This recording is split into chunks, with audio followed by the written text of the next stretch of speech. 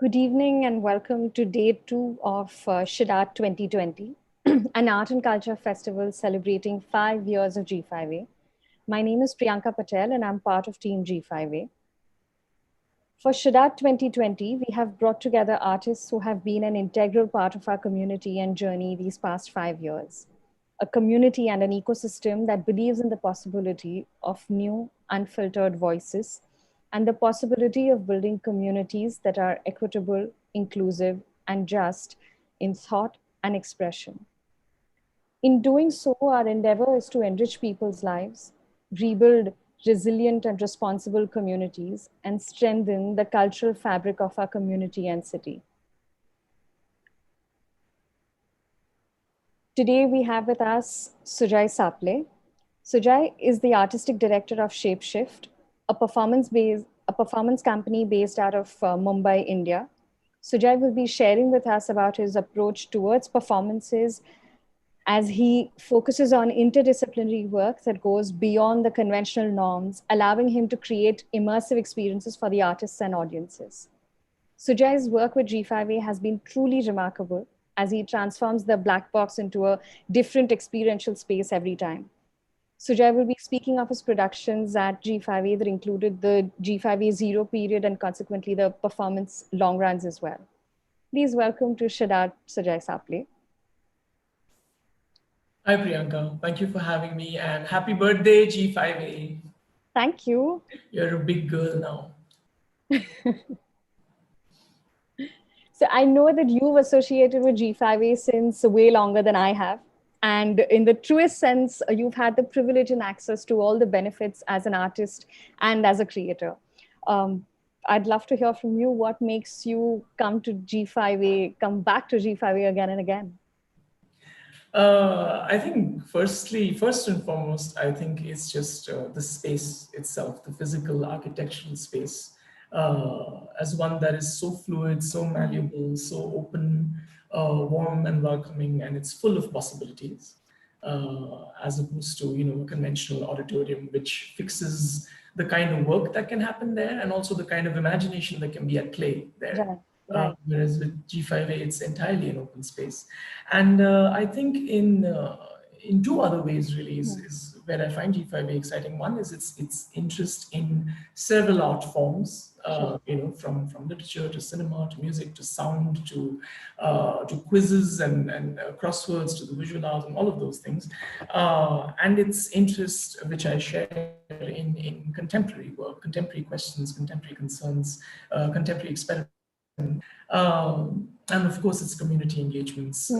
It's really, in every sense, more than just a performance space, more than a venue, which really I feel we have very few of in India. Right.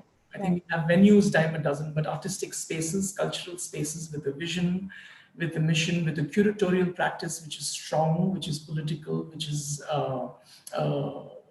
fine and acute. I find those very limited. And in that sense, G5A is a very welcome space in Bombay, which takes the contemporary arts very seriously and therefore gives them a home that is serious. And I really respect that, and I feel at home there. Therefore, I feel at home. No, that's beautifully articulated, and I know that every single day there are moments when you find yourselves alone because it's a space that is doing things which are not conventionally so openly looked at, especially when you talk of interdisciplinary work, when you talk of different ideas coming together. The fact that you say it's an open space is as much of a joy as it is scary for a lot of people. How do you navigate that space of sort of, it's not about breaking the norms for the sake of it, but because there's a stronger desire, it does something to you, to one as an artist and an audience as an experiencer. I think it's bound to happen the moment there is curatorial practice, and this is the case with cinema. This is the case with visual art spaces. The moment there is curatorial practice, there is bound to be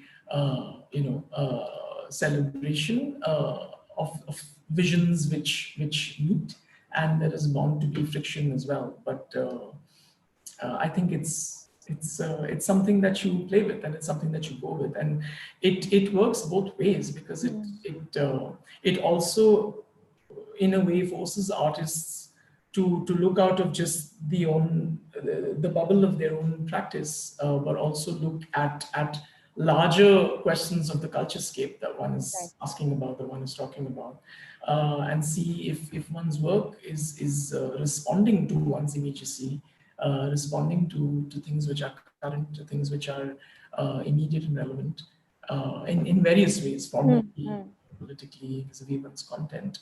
Um, yeah, and I think it also just encourages a certain discourse in one's practice, which often isn't isn't entirely there, at least in the theater Right. with practitioners. There is discourse, of course, separately, but discourse and practice working concurrently with artists is sometimes, I personally feel, it's sometimes lacking. What really runs it is a sense of community and this Yes. this sort of celebration of together, which is very lovely and very warm. But yeah, it can't be one at the cost of the other. And a lot of times your performances steer away from that community coming together, and it becomes, I know that for me it has been every both the performances of yours that I've experienced at G5A, it's been a very solitary experience as an audience member. It's in that experience of sort of I know that there's a lot that's going around. There's music and there's movement and there's a storyline that's sort of weaving, and there's a play of lights, all of that happening, but it has still been an extremely solitary experience. Is that something that has sort of been a part of your process more recently? How do you go about that? I It's interesting that you asked that. Honestly, it's not been a very conscious thing of wanting to isolate the audience member as an individual. Generally, And I don't mean it in a bad no, way. no, I know you don't. I know you absolutely don't. But I think the intent really has been in creating a very strong experience for an audience member. And when I say strong in every sense, whether it's emotionally, intellectually, viscerally, at the level of thought, at a sensorial level. So I feel when there is all that happening, and if it is engaging for you, then that sort of, kind of sucks you in, hopefully. It ought to. And the aim is that at that moment, to be completely present to that space and that experience and forget the outside world. Perhaps that translates into a feeling of isolation, because in an experiential or emotional way, and also in a formal way, it makes you confront something interior. Especially when you're working with abstraction, and when you're working with forms which aren't easily identifiable, are not realistic plays in that sense, where people are talking a language that you talk and dressing in a way you dress, and the space looks like the homes you come from. When you're confronted with a form, I think that is extremely abstract and extremely raw. It sometimes, and if you engage with it, it can also, of course, cut you off, and you're hoping that you can look at your messages or something like that, or thinking of dinner. But if you are Take engaged, away the then phones. if you are engaged, it kind of can suck you in. But it's interesting that you asked that, Priyanka, because with Lullaby Stranger, it was Yeah. a very conscious intent. And let me sort of get into Lullaby Stranger, since Please, yeah. since you've opened that door, because that's what we're here to talk about. The idea behind Lullaby Stranger, one of the ideas thematically, was was to create a piece around intimacy and privacy, and experiences of intimacy. And we really wanted audiences to experience what they experience in their most personal and private spaces, whatever that might be. However, we didn't want to make it a one-to-one performance. We still wanted to open it out to the public. So it became this interesting exercise in wanting to create this public-private ritual, this ritual of mass privacy, in that sense, where you can have an extremely personal and solitary experience while 40 other people around you are having their most personal, most intimate, most vulnerable experiences. So that was a very strong intent driving Lullaby Stranger, which is probably why you might have sensed that as well. I was wondering if you had anything, like if you could show something about Lullaby Stranger, because it's a piece that's difficult to describe, and hopefully the videos will be able to do some justice to it. Sure, for sure. I'll show you a little clip, a little trailer, and I'll then talk about it a little bit. Give me a second.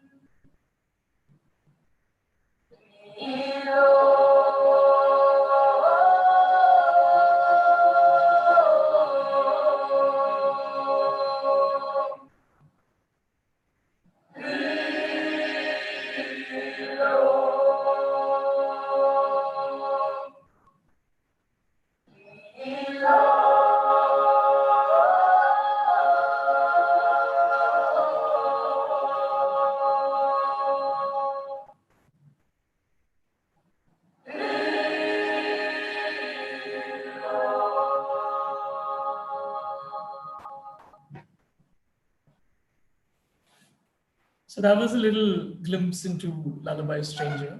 This is so special. No, this is really special, and something that I am extremely proud of is that it has been created in India. We often hear artists talking about the lack of resources and hence the limitations in the kind of work that we produce. And I wonder, how did you overcome those challenges, especially with something so beautiful? I think being blessed with people, that has always been our biggest asset, biggest resource. I think just meeting the right kind of collaborators, the right kind of artists. And Lullaby Stranger was also, in fact, my first tryst with G5A. And when I proposed the idea, they were extremely excited about it, and we wanted to give it a go. So I think also being blessed with art houses that are interested in work like this. So Lullaby Stranger was, for those of us who haven't seen it, and if the trailer didn't make sense, it was a concert, an experimental concert as such, something between a concert and a performance. And it was an immersive concert, a choral concert, a vocal concert, which is experienced lying down. and you essentially enter a room, lie down, and a bunch of singers sing to you. In a nutshell, it is that. Um, and I think just talking about immersive performance in that sense, just to put it into context for this conversation, I think it's the sort of performance that seeks to give audience members more than a mere audiovisual experience, more than a sort of conventional frontal experience where you sit and you watch and you have a sort of a passive role and you see what's put in front of you. And I think the shift with immersive performance is that it is more participatory. It seeks to make the experience for the audiences more active, more interactive, more participatory, more sensorial. So the performances are more experiential than merely to be passively watched or listened to. Very often, your engagement with the performance might be through touch, through smell, through actual participation, interaction, to the point where sometimes you actually affect the way the performance proceeds. You actually affect possibilities in which the performance and the performers could play out their roles, could play out the way the performance develops and progresses. Very often, the nature of the space obviously also becomes quite fluid. It's not as divided into, the dark, anonymous audience space and the sort of proscenium frame, but very often we share the space, and therefore the performance is all around you in that sense. So this is at a very basic level. Then, of course, different artists, interpret it in different ways. It's not also new. It's been happening for a long time. I think our show came about primarily through a very meaningful and a very interesting collaboration between me and my dear friend and collaborator and conductor, Salome Rebello. We've known each other for a long time. We were, college buddies and very close friends.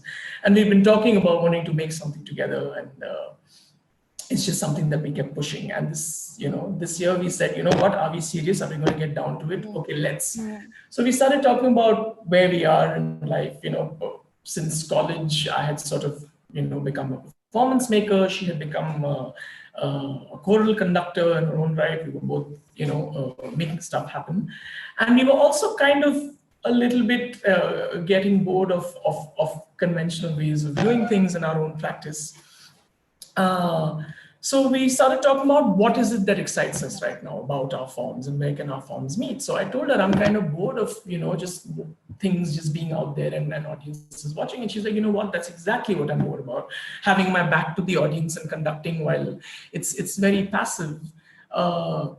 Can we find some way to make it more inclusive, to make it more experiential? So that's where the conversation started. And we said, what if we could place the audience within the concert, within the sound, as opposed to away from it, watching it. And that really was the intent of wanting the sound to be all around, over, under, through, in between, and things started developing from there. And it truly was in many ways an immersive experience as an audience. But even as a performer, performers are somewhere sort of safer on stage or slightly away from the audience. How did your and you had like beautiful singers joining in, how did they respond to these experiments of yours and Salome's? It was very tricky. I mean, none of them had ever done anything like this before, but of course they were extremely excited to do it. The singing, of course, was one humongous part of the process and really brought us together. And of course the very minute technicalities, and Salome of course is an absolute maestro in I think not just like the technical aspects, but really in bringing about the humanity of song, of sound, and of what brings us together. But I think the tricky work vis-a-vis the immersive was the state, the performer's state, the being. That really took a long time to crack, so to speak, because it's very different when it's frontal And it's very different when you're this close to them sometimes, and especially when you're down and you see them, towering around you like giants. We're not playing characters as Right. such. We're not, there's no role playing. At the same time, we didn't want it to be casual in the sense of a regular music concert. Because I come from a performance background, so I was very conscious about they're wanting to be a certain formalness, they're wanting to be a certain performative energy, but at the same time, you're yourself, and just as it will be different for each audience member each time and each interaction, same for the performers. Every interaction will be different. There will be people who would be warm and accepting of that proximity, of that intimacy. There would be people who would turn away, who would shun you, who would not want that engagement. And we had to get to a place where we really are open to all those possibilities, and also really truly in the moment. And also experiencing our own journeys while the audiences are experiencing theirs. So that was something that was really important. But how did the audience respond to it? Because it's like you said, it's extremely difficult for both the audience and the performers, and you're really pushing them in the deep end like that. And we have we have Sukriti asking, what have been some of the most memorable audience responses or emotions that people have shared for Lullaby Stranger? How has it changed their state of mind before the show and after the show? Are they anxious, stressed, calm? Or, like she says, she apologizes for a long stream of thought question. But yes, that's what it is. No, I really appreciate the question. I think we were quite overwhelmed, really, with the nature of the audience responses, because it was very, very strong. I mean, of course, it was a range of people having very, very strong emotional experiences, but at the same time, sometimes just very, very measurable, because in a way, it was extremely universal, because at a very fundamental level, it's a sensorial experience. It's music, it's sound, it's sonic vibrations, which, being so close, like it or not, you're going to sense it on your skin. So there's no way you can't experience the piece. Whether you have a deep or not so deep internal experience, that's up to you. But most of the time, audiences came out extremely moved, extremely shaken, crying, overwhelmed, very, very vulnerable, because the piece really is about vulnerability. I'll show you a clip. We have some audience reactions. We also have Salome and May talking a little bit about the piece also. So that might be nice to watch. That'd be exciting. Yeah.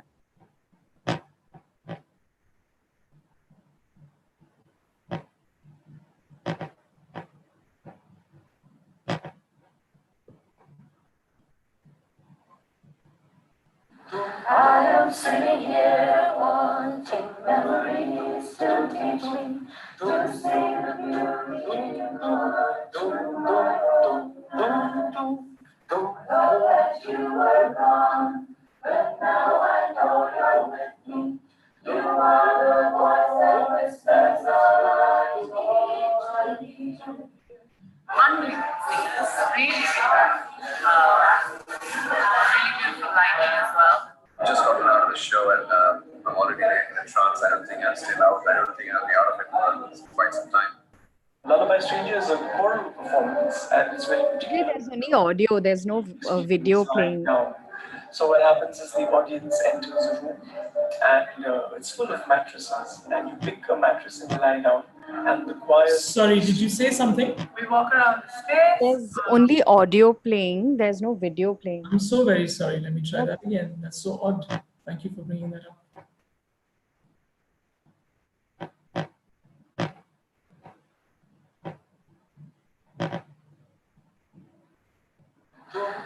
Is this all right? Yeah?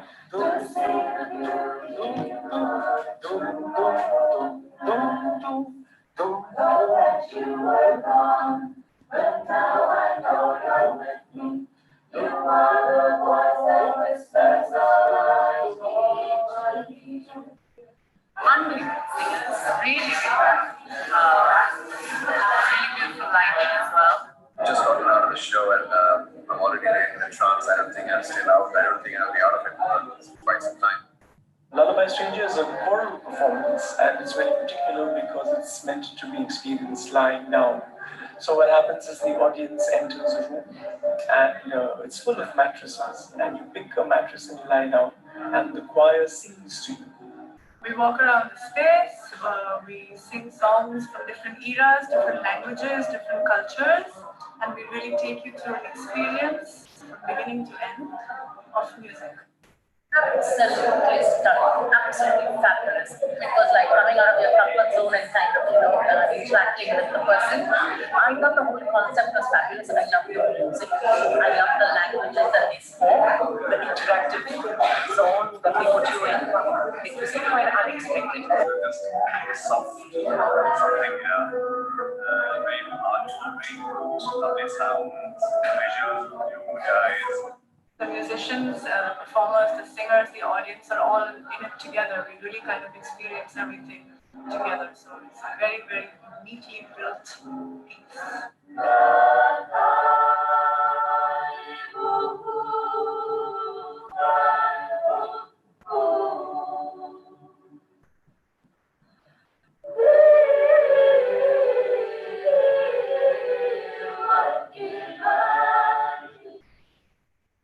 Musically, like I said, amazing, subtle, and yet gut-wrenching. So it was a 360 degrees experience. Music was just synchronic, just to be. The voices were pristine, the arrangements were, I would say, glorious. I felt vulnerable. I had to deal with a lot of emotions deep inside me. The sound that was happening around me, it's one of the finest works. Every vocalist evoked something that is repressed. The theme that we're exploring has to do with intimacy and privacy as experienced by a human being, which is why the bed becomes a very interesting space, a sort of ritual of mass privacy, where about 40 people are going to be lying down and individually experiencing their own intimacies with our music.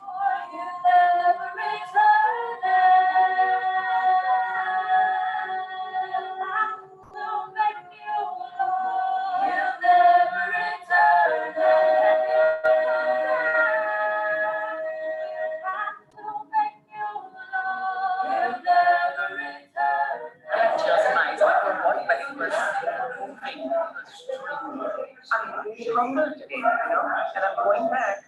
I'm still friendly inside. Lullaby Stranger really dug deep into me. I'm left with something that I've never experienced. I really had a great time, and an experience I have never really had. I just hope that they really.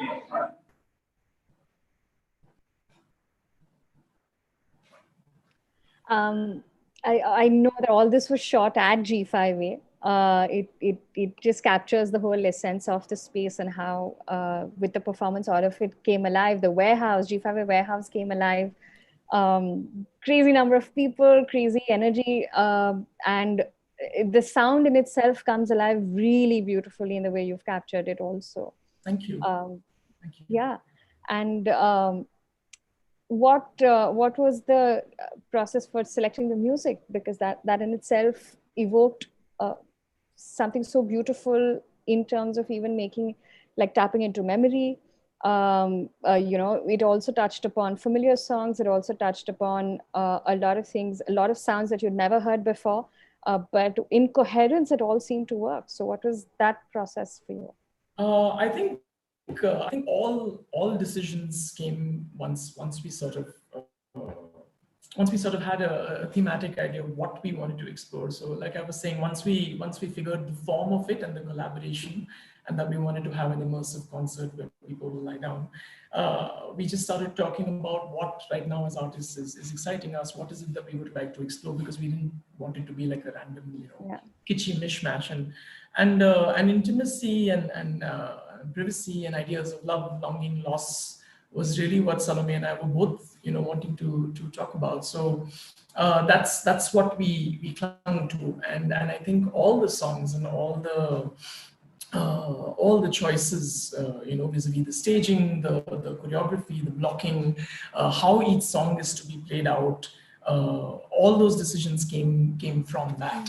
So we sort of started building a bank of music that of course worked for both of us, and that was also technically achievable with the number of performers we had, with the skill set we had, but primarily in the way that it linked to these ideas of intimacy and privacy. And when I say intimacy and privacy, I don't also necessarily mean it in the sense of lovers, but in general, various stages of it, which is, like I mentioned in that trailer, which is why the idea of the bed, and we were thinking of, okay, they're in the concert, but where, how are they, do we just have a giant carpet or a mattress or what? And then the idea of this bed became this very strong metaphorical kind of trope, because it's somewhere where a human being experiences their most private and their most intimate feelings, right? From when you're, to childbirth, to sleeping, to dreams, to nightmares, to erotic fantasies, to your loneliness, just daydreaming, when you disengage from the world, when you come back from the outside world and you just lie down and you zone out, or your khayal, whether it was depression, whether it was fulfillment, romantic, sexual, whether it was missing, including also darker things, madness, death, hospital beds, etc., etc., etc. I mean, all of it plays out on the bed, for our life. So it was this universal kind of thing that everyone could associate with. So it also came from that, and therefore all of these various versions and the spectrum of privacy and intimacy gave birth to the kinds of songs we want, and which one should follow which, and how should they be sung, where should the singers be, when is it that they should be around the audience, when is it that they should be still, when should they move. There are some songs where they're literally all around you. So it's the feeling in your ears is like being inside a mixer or an amplifier, where the soprano is kind of crossing you, and then after some time you have the bass behind you, and the soprano is at that corner over there. Sometimes all the singers are there, but the lead singer is behind you. Sometimes they're next to you, whispering into your ear. So all of these decisions came from the songs and what the words were, what we wanted them to evoke, and so on and so forth. Trishita has asked one more question to you. She says that she saw the performance for the first time at G5A, and what really caught her eye was this aspect of vulnerability that both audience members and performers need to willingly display.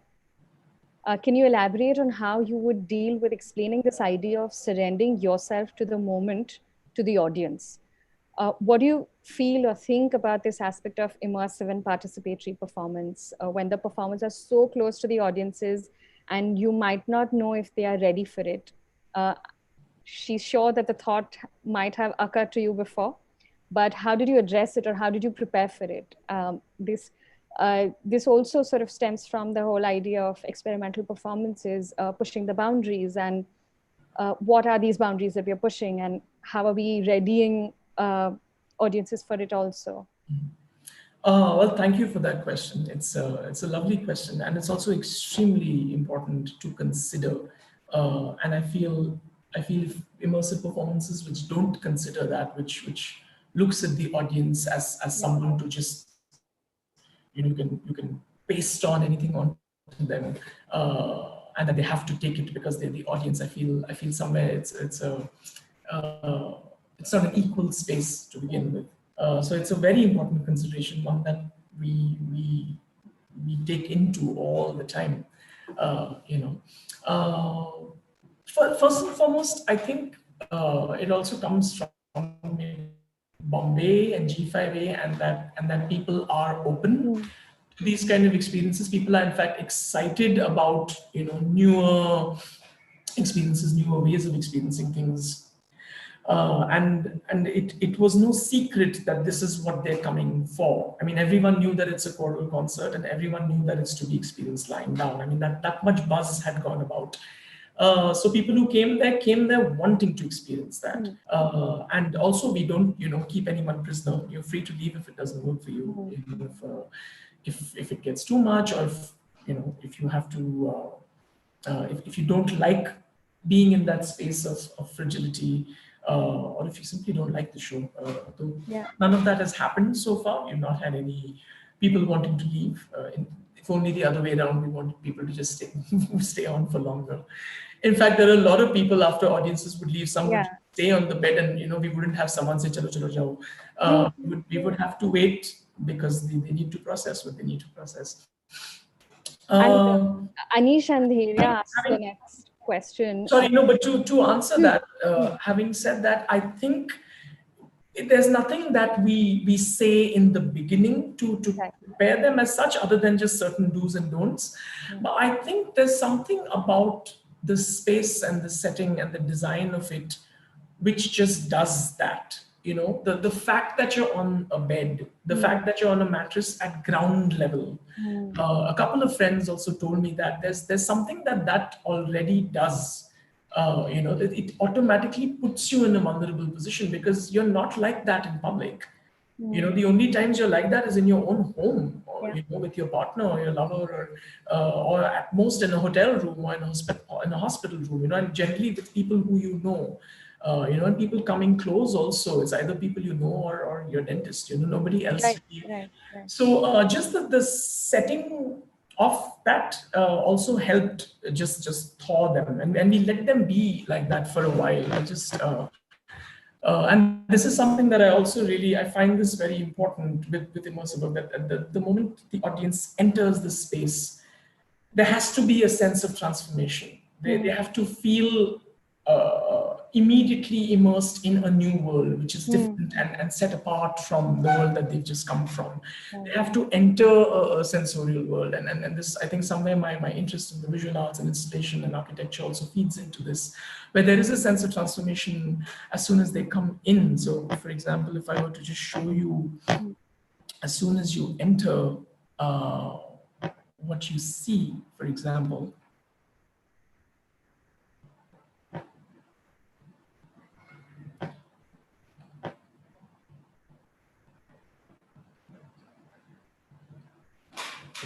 so as soon as you enter, can you hear me? As soon as you enter the door of G5A with the beds and the cloud installation that we have, there's something that it does.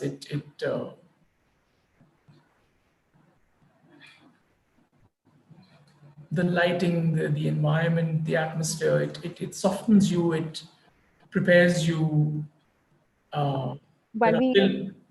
When we're waiting for the video to load, I want to just ask you Anish Andheria's question, which is very similar to what you're talking about. That one is that did the outcome or audience reaction meet your expectation? Also that innovative theater, so many performances, plus the criticality of light, sound, high density of human space. How did they interpret it, the performers? If you have to redo it, will you do it in the same way? It looks like a risky project. Only people with huge conviction can do it. But then were you malleable enough to suggestions?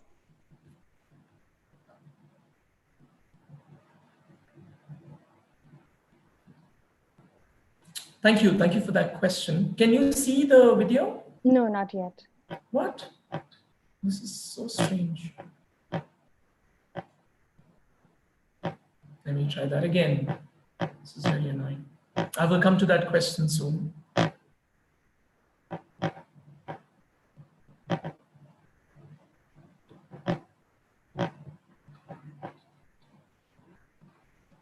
Is this better? Is this visible? Yes. Yeah, okay. We can see it. So I was just saying, as soon as from the get-go, there's a sense of transformation that happens as soon as you walk in through that door.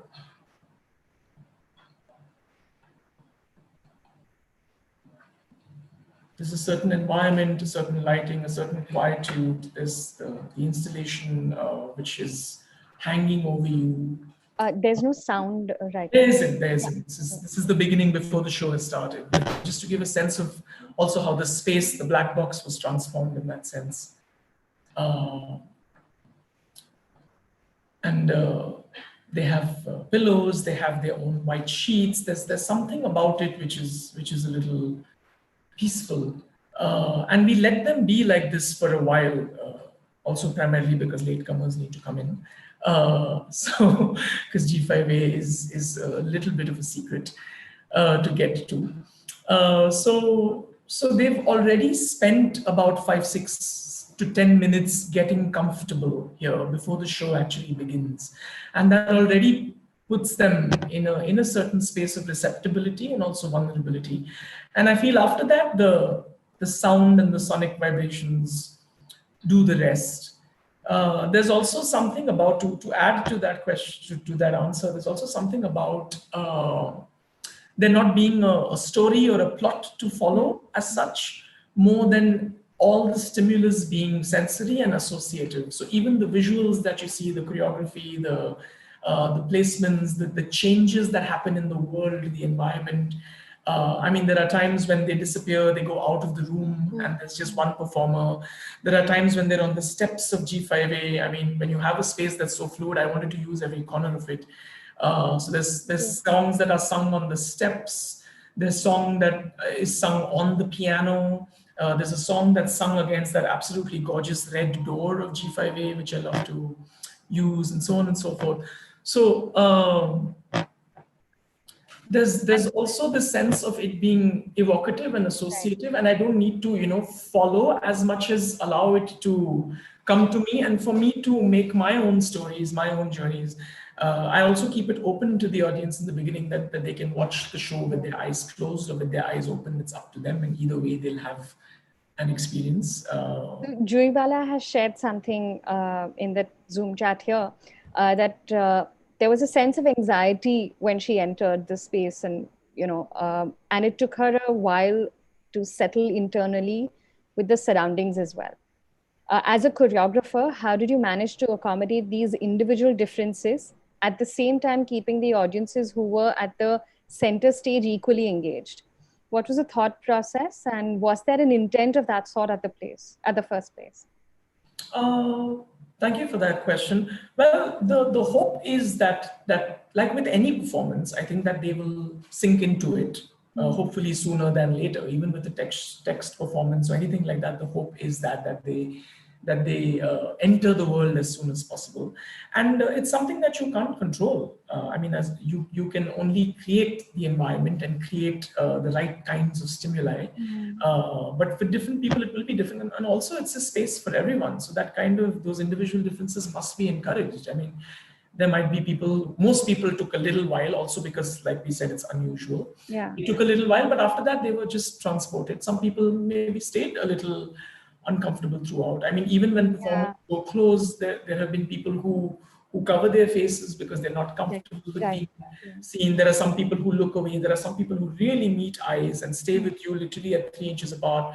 We've had like older women and grandmothers who touch the faces of the performers, who hold their hands, who tell them that they love them. So all of those things have happened. Sorry, there was the previous question to answer, and the answer to that really is that it is tricky. There are many things happening at the same time. There are many stimuli, visual, oral, sensorial, tactile.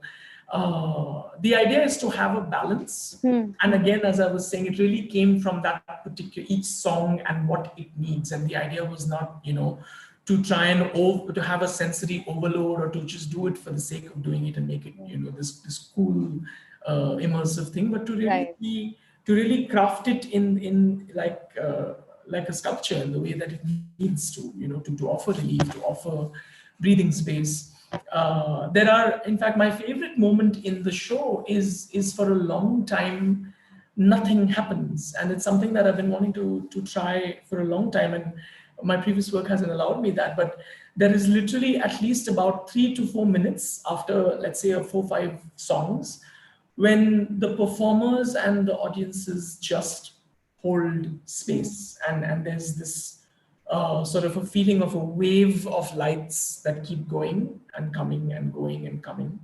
And the lights keep going in this very gentle kind of wave. So the space keeps going from darkness to light to light to darkness. And the audiences are lying down in their beds. The performers are lying down next to them, and nothing is happening.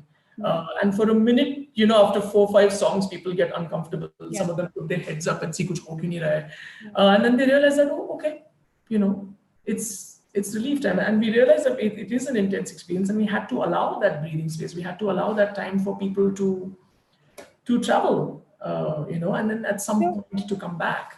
So the next question is actually related to what you're talking about, but it's also a personal question to you. A lot of contemporary work that pushes the boundaries of form, space, discipline, expression is very unfamiliar, strange, even alienating to many audiences.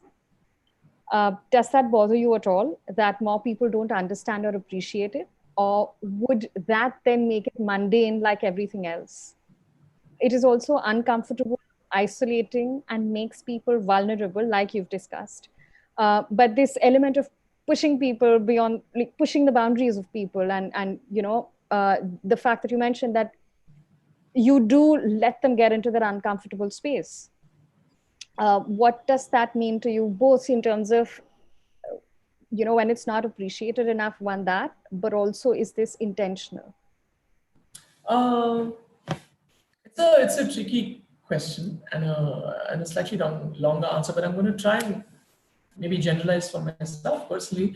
I think there's just too much of a premium that is put on understanding, you know, and I think all arts and all artistic experiences are not necessarily solely pinned on this one thing of understanding. And a lot of times, I think because of the sort of logic narrative world we live in, or because we're mainly engaging with narrative art forms, you know, cinema and serials and series and stories and books. And a lot of times there's this sense of, if I understand it, then that's good.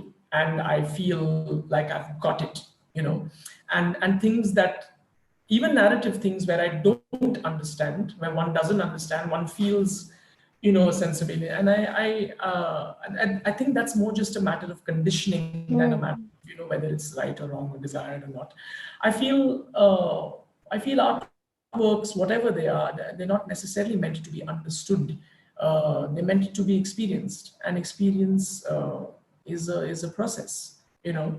I mean, there's a very interesting essay that in fact Purna wrote for G5A's magazine. Purna Swami, the choreographer, writer, and the magazine spoke about shape and form, and it was really, she put it quite beautifully, where she says we often feel like I think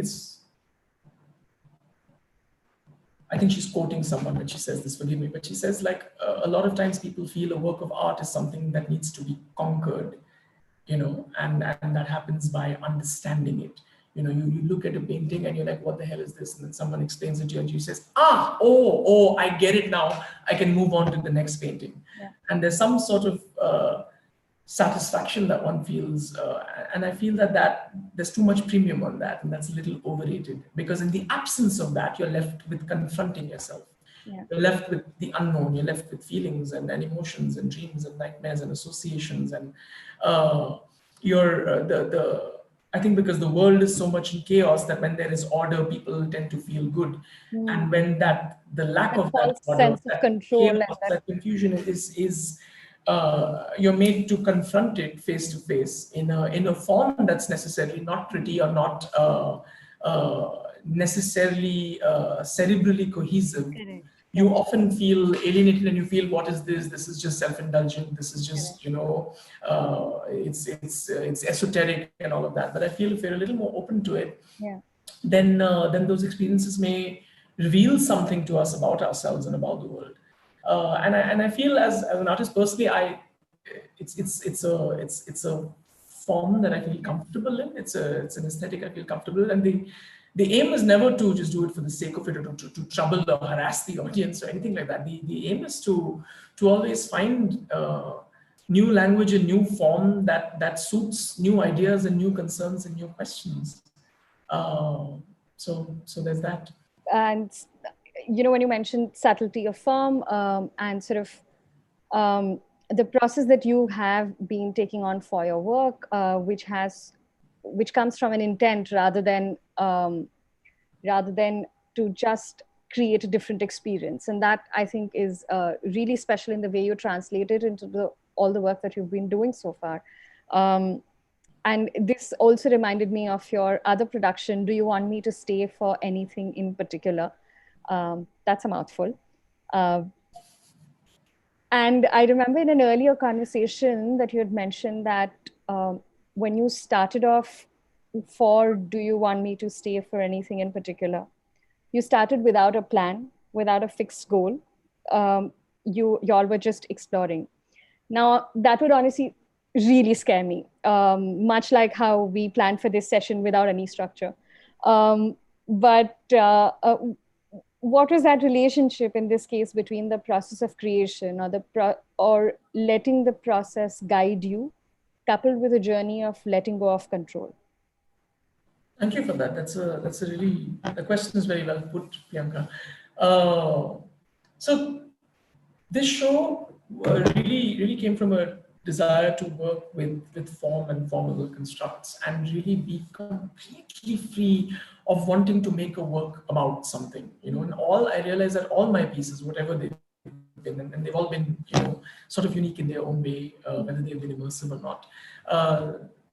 Like with anything, like a painter or writer, you wait for some idea or topic or theme or area or subject to come, and they're like, okay, it's here, it's come, let me now go about making my work about X, however I go about making it. Each one demands its own form. But I've been wanting for some years now to not go about it that way, to just start either with certain collaborators that one is interested in working with, or certain forms that one is interested in working with, and to just keep exploring and keep trying, and then over time to allow the process and the work and how it shapes to reveal to us what we wanted to make a work about, if that makes sense. The work tells us what the subject perhaps was. The work tells us that this is where you were as an artist at this time, and this is perhaps what's on your mind, even if you're scared to admit it, and this is what you're wanting to talk about. So I was blessed to have collaborators, my co-choreographer Purna Swami, and my musician chief collaborator Mitsuaki Matsumoto from Japan. And all three of us are extremely interested in formal work, in working with without content as such, in working with scores, whether they're visual or numerical or physical or oral scores as such, to work with the abstraction and the purity of form. And it, as you said, it was extremely scary and also extremely challenging and extremely exciting to be lost in order to allow the work to find us in that sense. And while you've been talking about working with audiences or challenging or pushing audience boundaries, I remember Do You Want Me to having dissonance in terms of even sound itself? Because usually when we use music for a performance, it's for the aspect of beauty, for creating a resonance of sorts, for creating a coherence in some way. It holds the piece together, it holds the experiences for the audience together. But you play around a lot with dissonance, even with sound, in both your pieces. Could you talk a little bit more about that? I think that it came once again from the intent, and I think it was to redefine the idea of a concert in every possible way. And Mitsuaki is a sound artist, a musician, even though when you call him a musician, he refuses to take that. He says, I'm not a musician. That itself tells you what the concert's going to be like. Right. But he sees himself as a sound artist. He also, in fact, came from a visual art and a cinema background, and then entirely delved into music.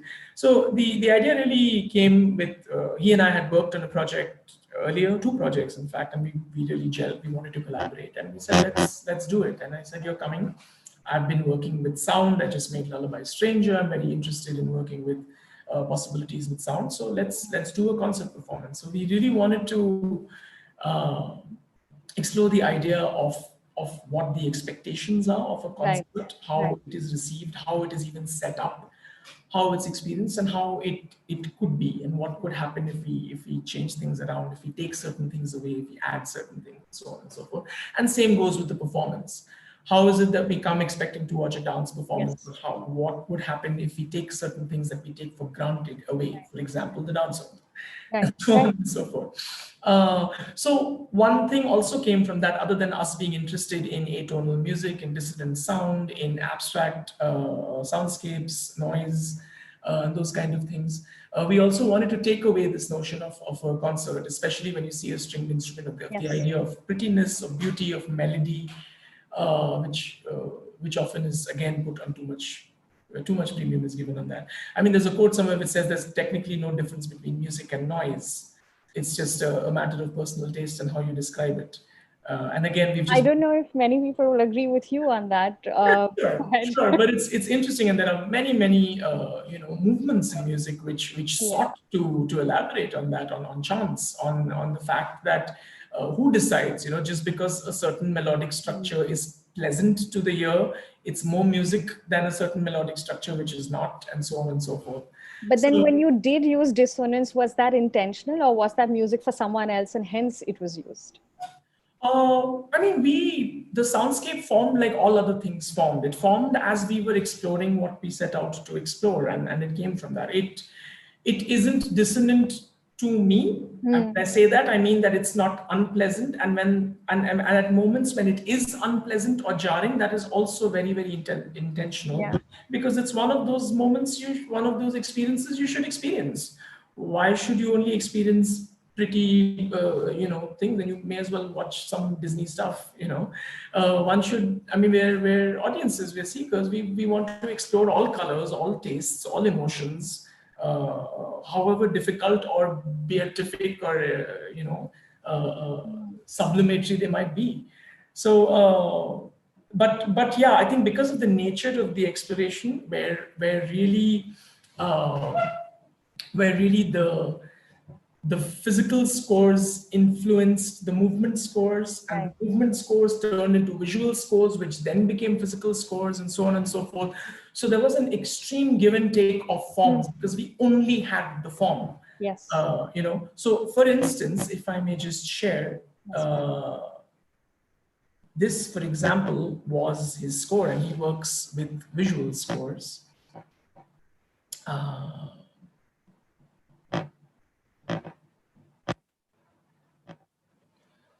This was the score that the musician, the sound artist plays. I don't know if you can see my screen. No.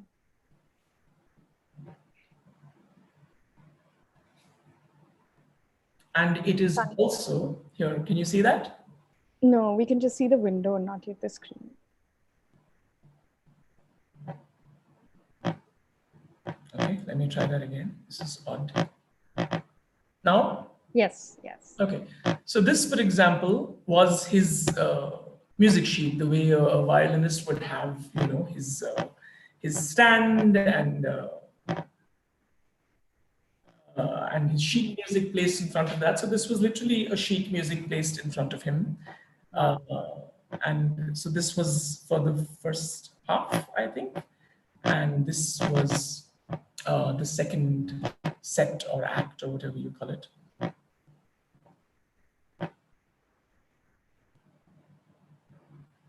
So this is something that both the dancer and the musician are interpreting.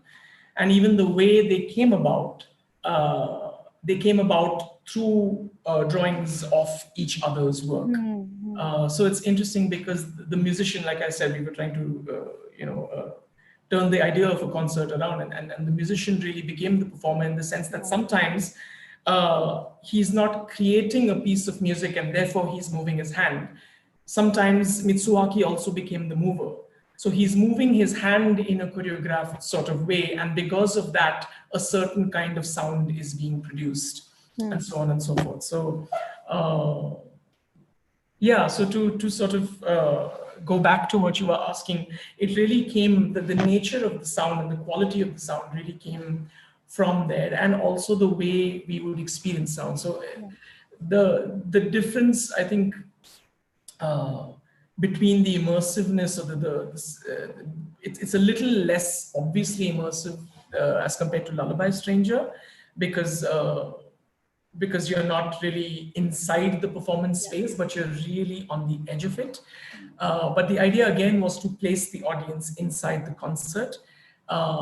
So if I were to just give you a sense of what it looked like, I'll just do that in a bit. But it's also the way you experience sound. So we changed the sound setup of G5A, and we had the speakers reattached in 4 different directions, and we constantly played with this idea of absence, of loss, of certain kinds of sensory stimulus coming and going, of building a sensorial world which, without knowing it, you kind of get used to at a subconscious level, and then slowly you realize only when it's taken away, or a part of it is taken away, or it's changed, or it's edited in a particular way, that you realize that that which you hold familiar or take for granted is actually not there. And you're left with absences, you're left with gaps, you're left with residues. And this is happening constantly at an oral level, at a visual level. So as we kept constructing this, we realized that the piece is actually talking about loss, and that what both of us are probably wanting to talk about is loss, is absence. So there's not just him playing, but there's also tracks which he created through software on his instrument. These are scores which are underlying, these sonic atmospheres, these backgrounds, which also come and go. So they also travel like Dolby Atmos sound, whatever you call it. So there's a time when you're an audience, and a certain sonic atmosphere will be really loud, and you'll like have goose flesh, and you'll feel like it's behind you. And at another point, you'll really feel it pass over you like breeze and go away, and it'll be far away from that speaker and not from that speaker. So all of these choices were very, very carefully designed of when at a certain time Mitsuaki is playing, but he disappears. Yeah, yeah. You don't see him because another sound has taken over. And at some point, you've nearly forgotten that he was there because you focused on other things, and suddenly he'll appear again, and so on and so forth. I'd just like to give a sense of the piece by sharing what it looked like, if I may.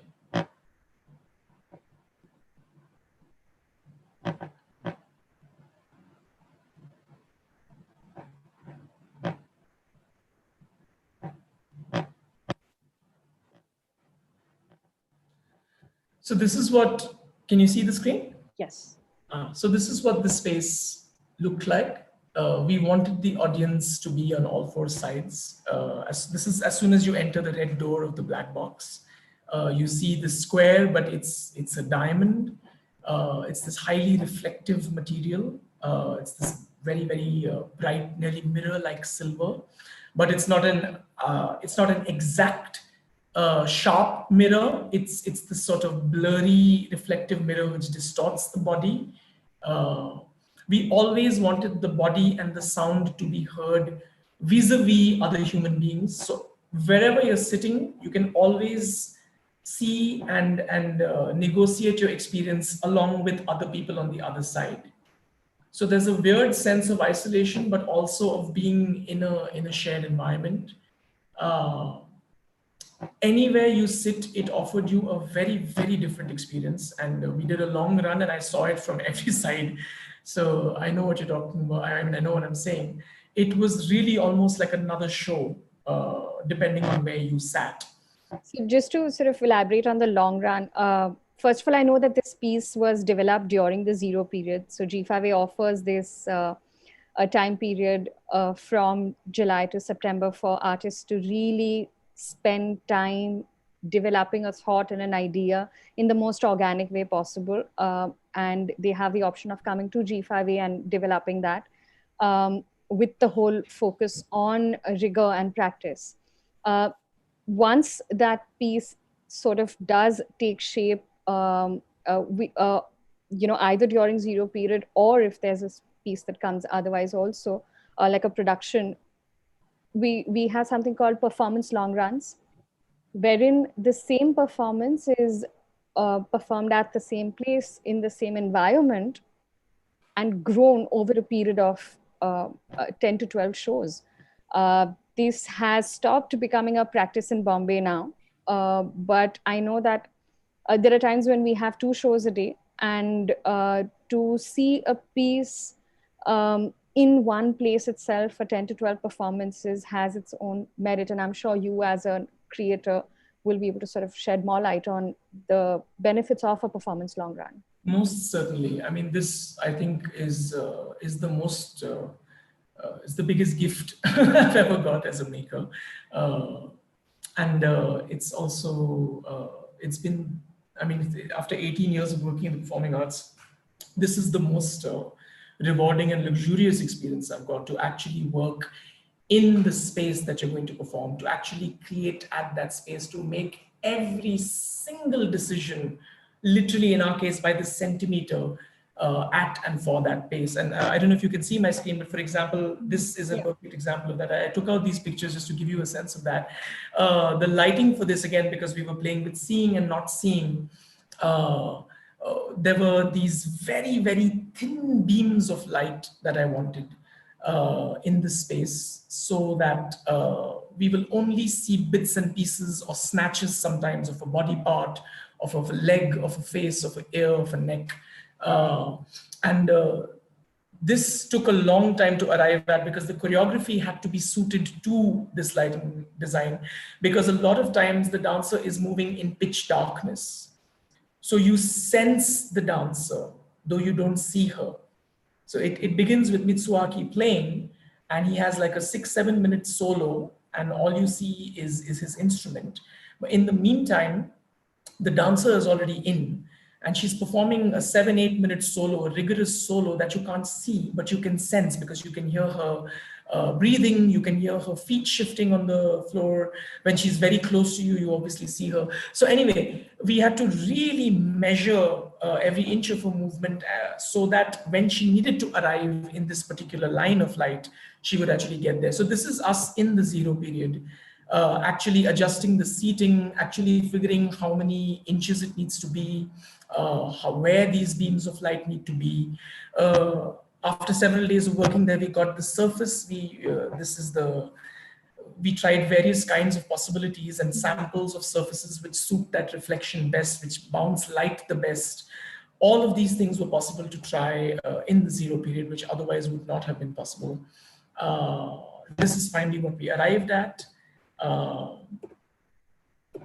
This is again just trying moments out. This is us actually laying out the material and seeing what it feels like. And the luxury of having the space available to try things out, including the sound. I mean, a work of this intricacy, it's very difficult to create without this.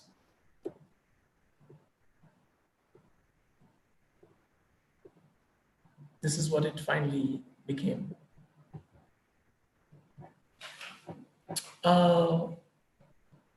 Both these have been absolutely fabulous pieces, and we love that you've done this with G5A, and we hope that we can continue working more together and continuing to have more and more of these conversations.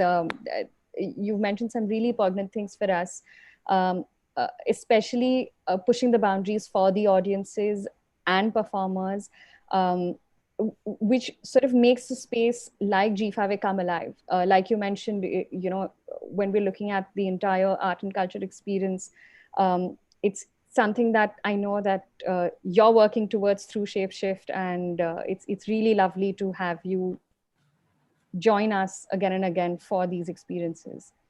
I know that we can talk like still way more, we can go on much longer, but I would really like to thank you for taking time out and taking us so beautifully through every step of the work that you've done, and how you've also dealt with all the impediments that you have going on. So thank you so much, Sujay.